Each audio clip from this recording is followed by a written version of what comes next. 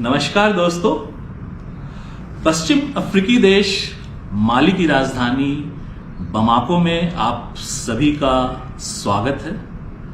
आज मैं आप सभी की मुलाकात माली के एक युवा नागरिक से कराना चाहता हूं जिनका नाम है मोहम्मद अग मोहम्मद डिको। इनका जन्म माली के ऐतिहासिक शहर टिम्बक्टू में हुआ था। इनकी खास बात यह है कि ये बहुत ही अच्छी हिंदी बोलते हैं। जैसा कि आप में से कई लोग अंदाजा लगा सकते हैं कि टिम्बक्टू में हिंदी बोलने वालों की तादाद नहीं के बराबर होगी। तो ऐसे शहर में इनका जन्म होता है आज से 22 साल पहले, और बचपन से ही इन्हें हिंदी फिल्मों के प्रति बेहद लगाव रहा है। इतना ज्यादा कि सिर्फ हिंदी फिल्में देख देख कर इन्होंने हिंदी बोलना सीख लिया। और इनकी प्रतिभा को देखते हुए भारत सरकार ने इन्हें एक छात्रवृत्ति प्रदान किया। जी बिल्कुल। और इसके तहत केंद्रीय हिंदी संस्थान आगरा में ये पिछले साल सितंबर में पढ़ाई करने के लिए गए, हिंदी की पढ़ाई करने के लिए गए, और अभी हाल ही में ये माली वापस लौट कर आए हैं। तो आइए इनसे इनकी कहानी सुनते हैं। बचपन से भारत के बारे में आपके मन में एक तस्वीर रही होगी।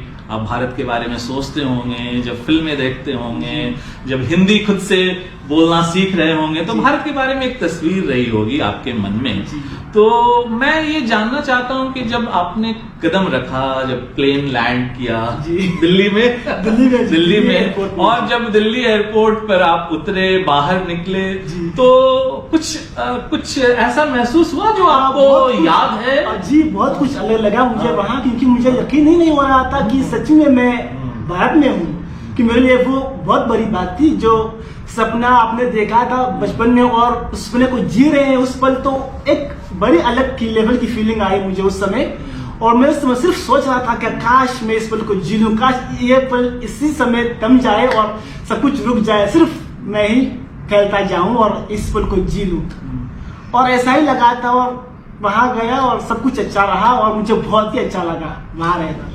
चलिए आपसे कुछ थोड़ा और जानने की कोशिश करते हैं कि आपका भारत में जो आप सितंबर 2022 से मई 2023 तक रहे, तो आपका अनुभव कैसा रहा? तो मैं ये जानना चाहूंगा कि केंद्रीय हिंदी संस्थान आगरा जहां आप रहे हिंदी सीखने के लिए, तो वहां का माहौल कैसा था, लोग कैसे थे? और मैं समझता हूं कि आपके जैसे और भी लोग अलग अलग देशों से आए होंगे, तो कुछ केंद्रीय हिंदी संस्थान आगरा के बारे में, अपने अनुभव के बारे में, और कुछ ऐसी रोचक घटनाएं रही हैं, तो कुछ उन सब के बारे में हम लोग को बताएं। जी दरअसल बात यह है कि जब मैं पहली बार भारत में पहुंचा और संस्थान में गया था, तो मेरी मुलाकात बहुत लोगों से हुई है जो अलग अलग देशों से हैं। जो हमारी बोलचाल, खान पान, रहन सहन, रीति रिवाज सब अलग अलग था, लेकिन हम लोग साथ में पढ़ते थे और साथ मिलजुल कर रहते थे।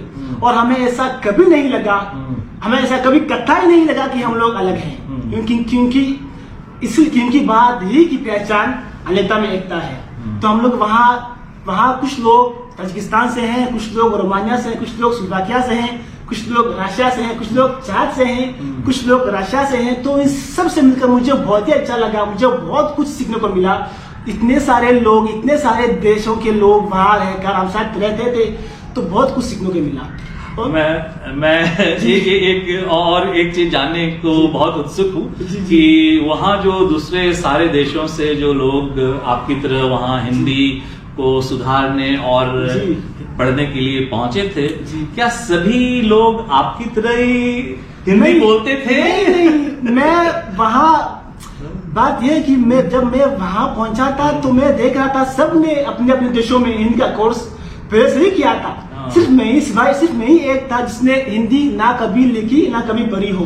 फिर भी मेरी भाषा उनकी भाषा से तो बहुत ही अच्छी थी। मेरी भाषा मतलब मेरा व्याकरण, मेरा बोलने का अंदाज, मेरा स्पीड सब कुछ अच्छा था। वो लोग हैरान थे कि क्या यार, इसने कभी हिंदी ना पढ़ी ना लिखी फिर भी इतनी अच्छी हिंदी बोलता है, क्या बात है। सब हैरान थे उस समय। संस्थान के कर्मचारी संस्था, मेरे सहपाठी, मेरे अध्यापक सब हैरान थे, क्योंकि मुझे उस समय न हिंदी का ना एक भी अक्षर नहीं आता था, फिर भी मैं हिंदी इतनी अच्छी बोलता था कि सब हैरान रह गए। और मैं वहां का हीरो बन गया था उस समय। क्या बात है, क्या बात है, आपको बधाई हो। मुझे ये बताइए कि जब उन लोगों को ये पता चला, खासकर वहाँ के शिक्षकों को ये पता चला कि आपने हिंदी फिल्में देख कर और खुद से बातें कर के हिंदी बोलना सीख लिया, तो आपको वहाँ रहने के दौरान कभी ऐसा मौका मिला, कोई ऐसा मंच मिला जिसमें आपको साझा करने का ये अवसर मिला कि आपने हिंदी कैसे सीखा टिम्बकटू में रहते हुए? ऐसा अगर आपको मिला तो हम लोगों से साझा करें, या फिर हमारे दर्शकों के लिए ये बताएं कि आपने हिंदी सीखा कैसे टिम्बकटू में रहते हुए। बात यह है कि मैंने हिंदी सीखा कैसे, बात यह है कि पता ही नहीं चला मुझे कब इन फिल्मों से, बचपन से अपनी कहानी बचपन से बताएं। बचपन से पता ही नहीं चला कब मुझे इन फिल्मों से और इन गानों से लगाव हुआ, पता नहीं। सिर्फ आपने टीवी खरीदी, घर लाया और उसमें चैनल्स आते थे, बॉलीवुड वगैरह वगैरह, और फिल्म आते थे, तो सिर्फ फिल्में देखते देखते ही उनसे लगाव लगा, अच्छा लगा देखना,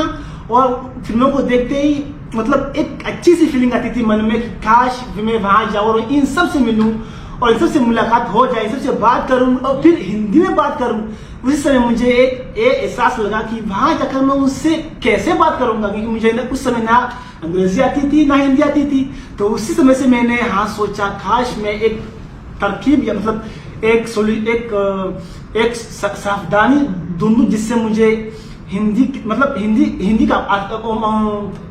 का परिचय तो मिल जाए, जिससे मैं अपना परिचय तो दे सकूं, लोगों को कहूं कि मैं ये हूं, मैं यहाँ से आया हूं, मैं ये करता हूं। तो उसी समय से मैंने ये सब शुरू किया है। मैंने हिंदी गाने सुनना शुरू किया, मैंने फिल्में देखना ज्यादा शुरू किया, और सब कुछ मेरे फिल्म सब कुछ हिंदी था। और हिंदी गानों को सुनते सुनते और फिल्मों को देखते देखते ही मुझे एहसास लगा कि हाँ, कुछ ज्ञान तो है हिंदी के बारे में। फिल्मों को देखते देखते मुझे ये समझ में आ रहा था कि क्या हो रहा है, क्या बोला जा रहा है, और ऐसे करते करते पता ही नहीं कब हिंदी आ गई और कब ये सब हो गया, पता ही नहीं चला। मैं एक बार आपसे फिर से दोबारा मैं जानना चाहता हूँ, क्योंकि मुझे याद है कि जब पिछली बार आपसे मुलाकात हुई थी, आपने कहा था कि टिम्बकटू में कोई और हिंदी बोलने वाला है नहीं, मैंने खुद से बोलते हुए। तो कैसे ये हुआ, कैसे? मैं समझता हूँ कि ठीक है आप फिल्म देखते थे, तो क्या ये आईना के सामने, या कैसे आप कब अभ्यास करते थे? अभ्यास कैसे करता था, बात ये है कि वहाँ बोलने वाला कोई नहीं है, किससे बात नहीं हो, मतलब वहाँ सब लोग, बहुत ज्यादा लोग हैं नहीं वहाँ जिनसे जो हिंदी की तरफ आकर्षित हैं। इसलिए तो मैं अपने आप से ही सीखता हूँ, अपने आप से ही बात करता हूँ और अभ्यास करता रहता हूँ। मतलब गाने सुनता हूँ और कुछ डायलॉग्स है हिंदी के जो कभी कभी पुकारता रहता हूँ, और सुनने में बहुत अच्छा लगता है और बोलने में बहुत अच्छा लगता था। इसलिए ऐसा करते करते ही ये सब हो गया, पता ही नहीं कब हो गया। ये भी बताइए कि आपके पसंदीदा कलाकार कितने हैं? मैं समझता हूँ कि कई हो सकते हैं, या कोई बहुत सारे हैं, बताएं, कुछ का तो नाम बताएं। जी बहुत सारे मेरे पसंदीदा अभिनेता और अभिनेत्री बहुत सारी हैं, लेकिन मुझे सब लोग अच्छे लगते हैं। लेकिन अगर बात चुनने की आती है तो मैं अक्षय कुमार को चुनता हूँ। वो मेरे सबसे पसंदीदा अभिनेता है। मुझे उनकी फिल्में देखना बहुत अच्छा लगता है। उनको फिल्मों को देख के मुझे बहुत ही अच्छी फीलिंग आती है मन में, काश मैं उनसे मिलूं और ढेर सारी बातें करूं उनसे, तो मुझे बहुत अच्छा लगता था। और अभिनेत्री कोई? अभिनेत्री मुझे करीना कपूर खान मुझे बहुत अच्छी लगती है। उनका अंदाज, उनका सब कुछ, मतलब उनका चरित्र, सब कुछ मुझे अच्छी लगती है वो। मतलब उनको देखना अच्छा लगता है, उनका बोलने का अंदाज, उनकी खूबसूरती, सब अच्छा लगता है उनका।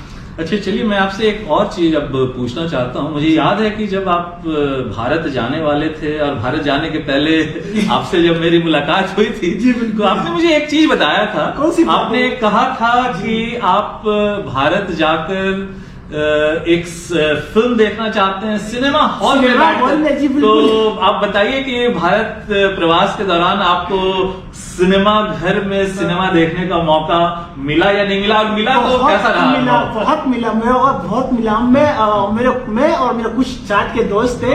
हम लोग 3 बार सिनेमा हॉल में गए थे। पहली बार हम लोगों ने, ये किस शहर की बात है? आगरा की बात कर रहे हैं जी। पहली बार हम लोग एक सिनेमा में गए थे।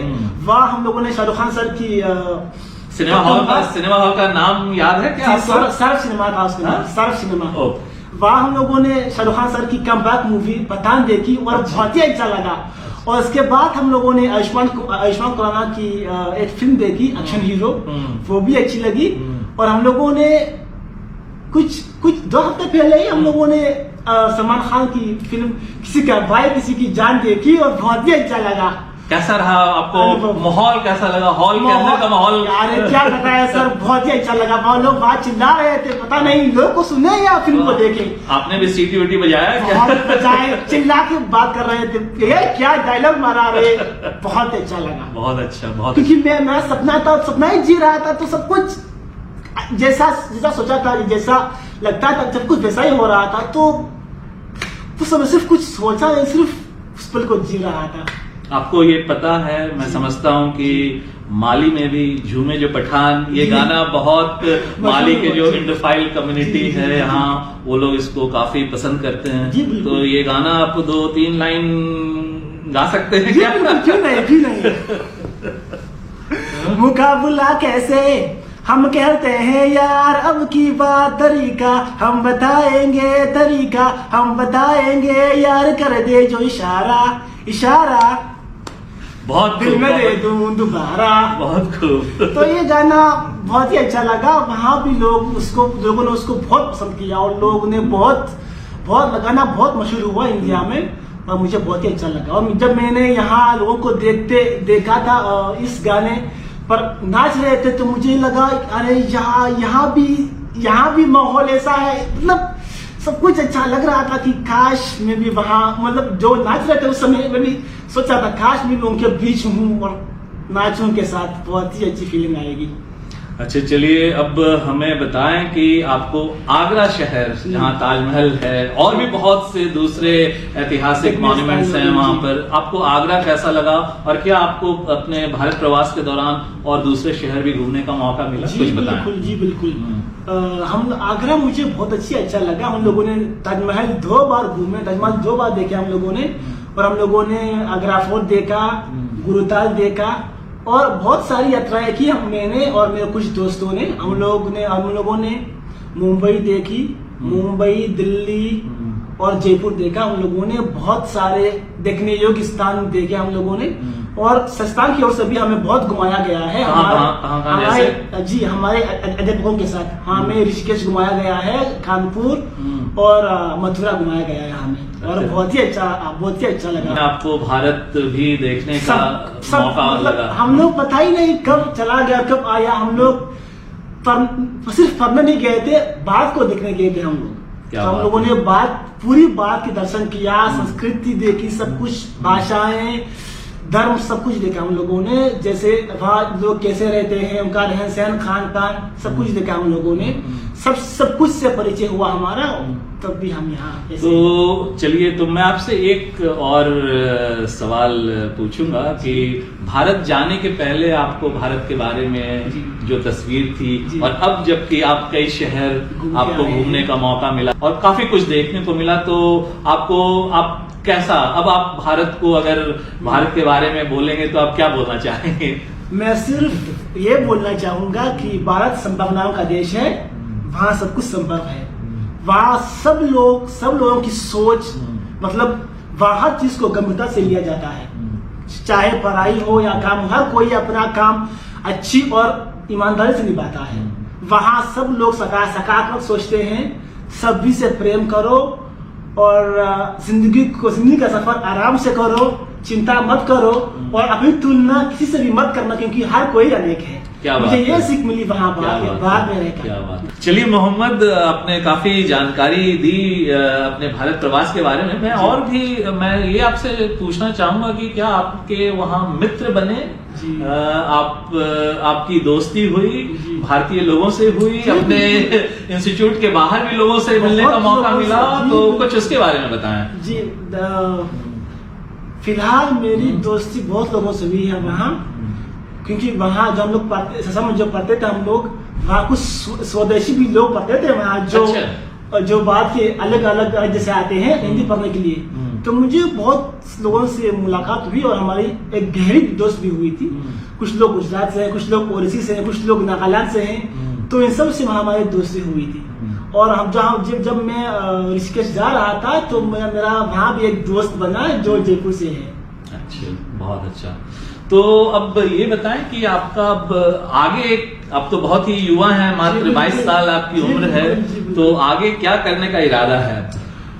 अभी मैंने बहुत कुछ सोचा है।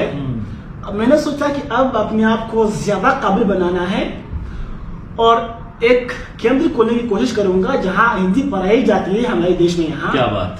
और काम ढूंढ दूंगा जहां मुझ जैसों की जरूरत है।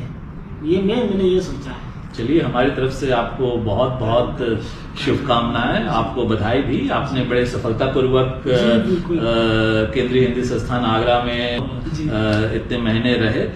मैंने एक वीडियो देखा था जिसमें आप संस्थान में कविता पाठ भी कर रहे हैं और गाना भी गा रहे हैं, तो कुछ बताएंगे उसके बारे में? जी बिल्कुल। हमें बहुत अवसर मिले हैं कविता और विवाद। हम लोगों ने बहुत कुछ किया है संस्थान में, बहुत सारे कार्यक्रम किए गए हैं वहाँ हमारे लिए, ताकि हम हमारे बारे में लोग जाने, हमारी काबिलियत। तो हमें जब एक दिन हमें बुलावा आया है संस्थान से, हम कानपुर गए थे, तो वहाँ मुझे कविता प्रस्तुत करने के लिए बोला गया है, जो अटल बिहारी वाजपेयी की है, भारत के पूर्व प्रधानमंत्री हैं। तो उनकी कविता थी, वो कविता थी गीत नया गाता हूँ। गीत नया गाता। कुछ याद है? कुछ पंक्तियां याद है? तो कुछ सुना सकते हैं? टूटे हुए तारों से फूटे वासंती स्वर, टूटे हुए तारों से फूटे वासंती स्वर, पत्थर की छाती में उग आया नव अंकुर, जरे सब पीले पात कोयल की कुहकराहट। क्या बात, क्या बात। बहुत। परीक्षी में अरुणिमा की रेख देख पाता हूँ, परीक्षी में अरुणिमा की रेख देख पाता हूँ, गीत नया गाता हूँ। क्या बात, क्या बात। बहुत खूब मोहम्मद, आपसे बातचीत करके मुझे बहुत अच्छा लगा और मैं समझता हूँ जो भी लोग इस वीडियो को देखेंगे वो भी देखेंगे कि आप कितनी अच्छी हिंदी बोलते हैं। और मैं अपनी तरफ से ये कहना चाहूंगा कि आप में मुझे भविष्य में ये दिखता है कि भारत और माली के बीच में जो एक मैत्री संबंध है वो जो बहुत ही मजबूत है और ये और भी मजबूत होता जाएगा भविष्य में। तो मैं देख रहा हूँ ये भविष्य में कि आप उसमें बहुत ही अहम भूमिका निभाएंगे और मेरे तरफ से, हम सबकी तरफ से आपको ढेर सारी शुभकामनाएं आपकी सफलता के लिए, आपके परिवार के लिए, और हिंदी को आप इसी तरह आगे बढ़ाते रहें और हिंदी के द्वारा भारत और माली के बीच में जो संबंध है उसको और प्रगाढ़ बनाते रहें। ऐसी हमारी आपके लिए शुभकामनाएं। बहुत बहुत धन्यवाद आपका। धन्यवाद। आपका भी धन्यवाद। धन्यवाद आपका।